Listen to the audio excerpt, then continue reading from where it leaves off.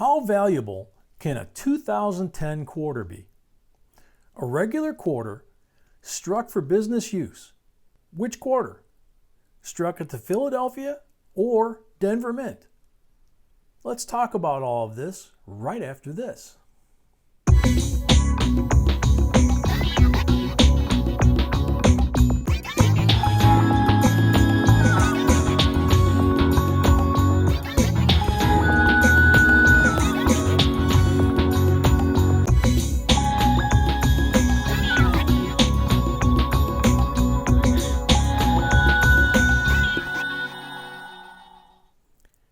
Hey YouTubers, this is J&B, and welcome to our JB Coins family.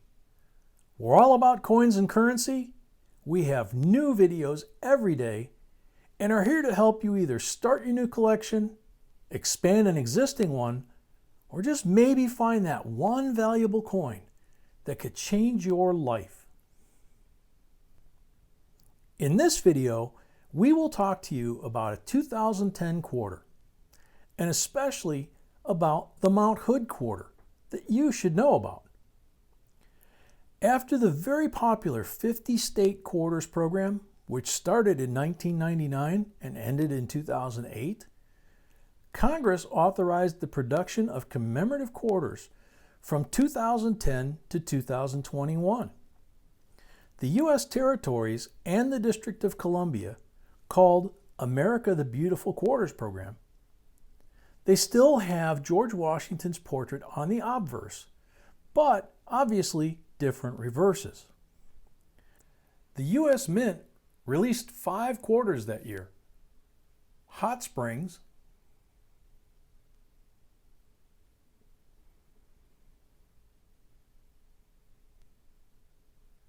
Yellowstone,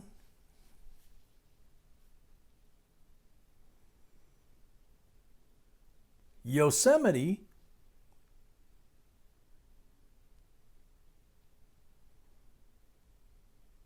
Grand Canyon,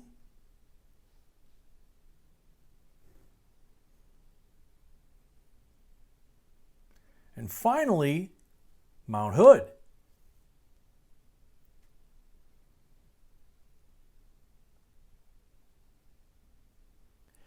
And the Mount Hood is the quarter we will talk about in this video.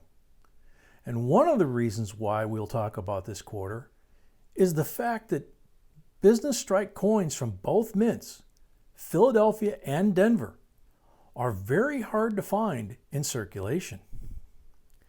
Recently, during our Friday live stream, one of our viewers mentioned how hard it is to find the Mount Hood quarter he needs for his collection, and another would like to know more about them.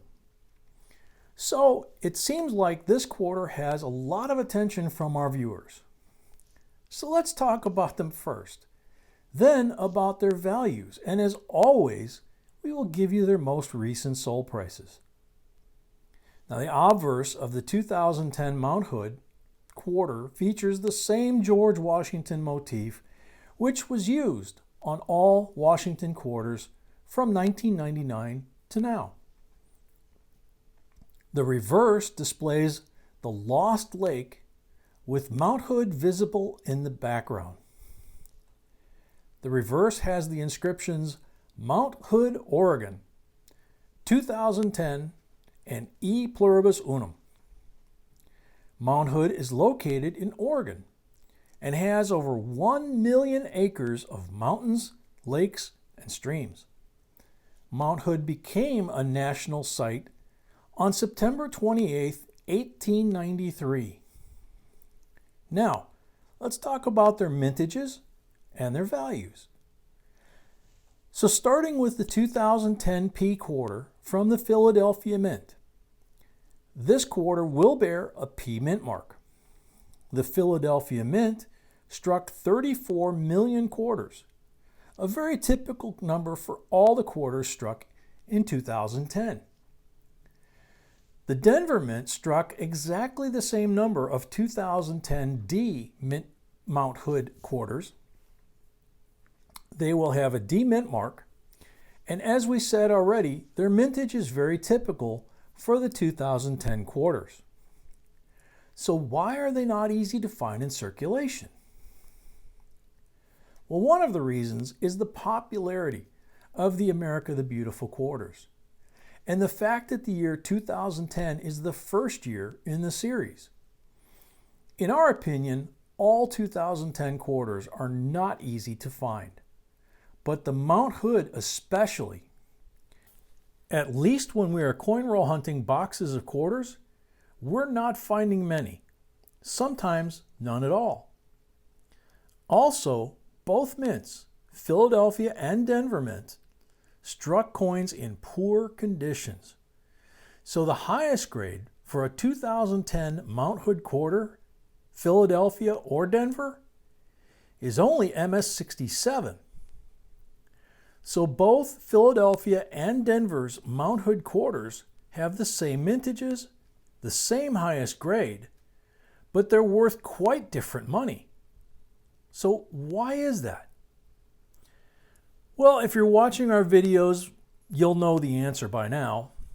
The answer is the population, which means how many coins are there in the same grade that exist in the same year and mint.